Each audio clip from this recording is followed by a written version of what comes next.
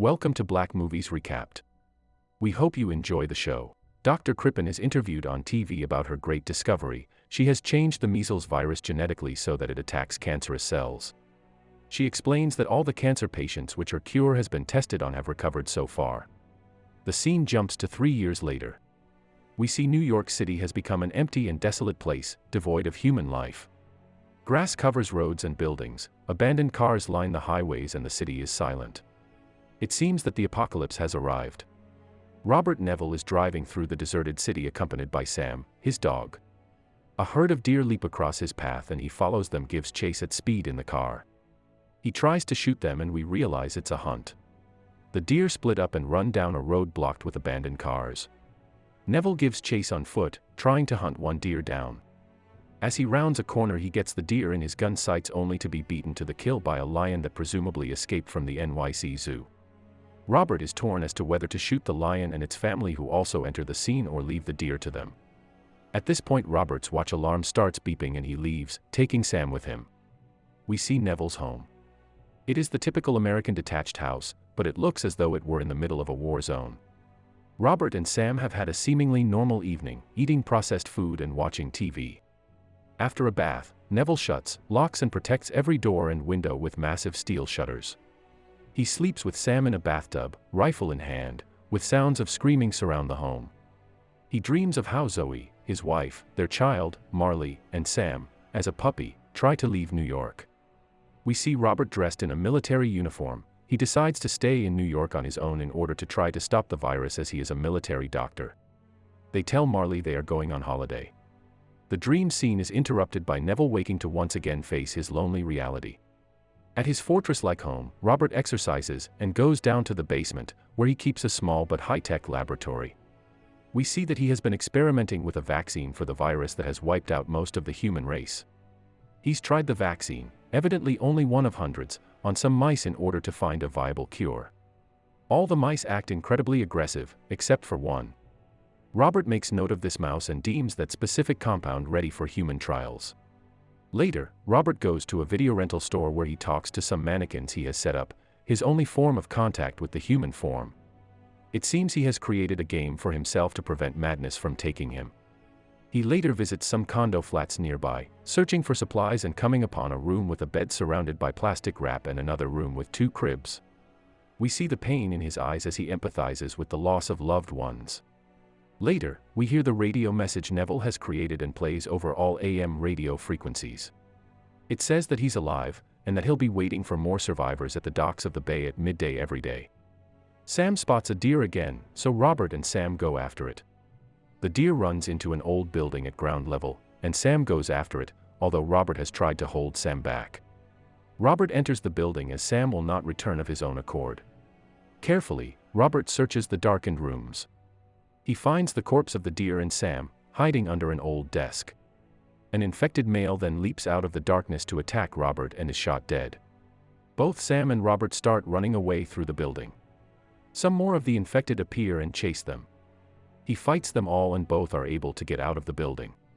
The leader of the infected cannot run after them because his skin burns as soon as he comes in contact with the sunlight, and after screaming at Neville, he retreats back to the safety of the darkness.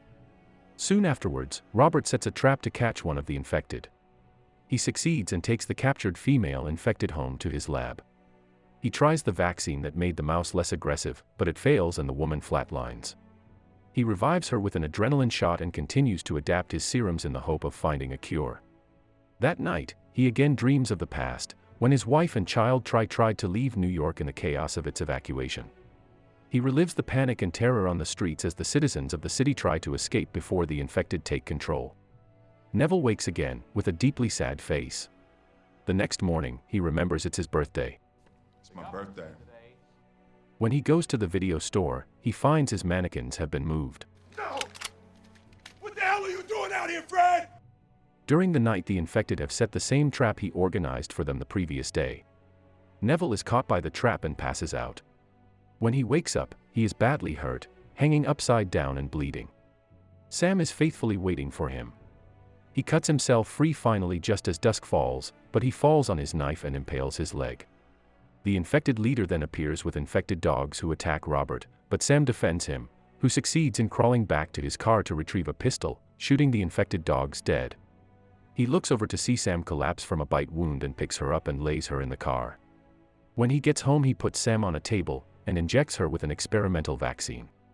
The vaccine fails in helping Sam as Neville realizes her hair begins to fall out and she attempts to bite him, so he is forced to kill her by strangling her as she struggles in his arms.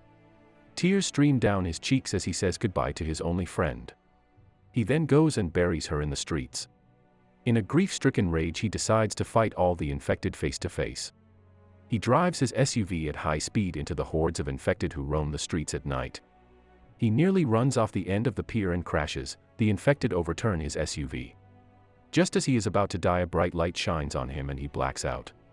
While blacked out, he has dreams about the past once more. This time he dreams of the helicopter his wife and child used to escape New York. As it takes off, a nearby helicopter is attacked by infected and crashes into the helicopter carrying his family. He wakes up in his house to Shrek playing on the TV and stitches in his knife wound. The people who rescued him are Anna and her son Ethan, who have heard Robert's radio message and went to find him the previous day. Anna explains a plan to leave New York and go to a colony of immune survivors in Vermont. Robert, however, insists that he wants to be left alone and that he doesn't believe that such a place exists.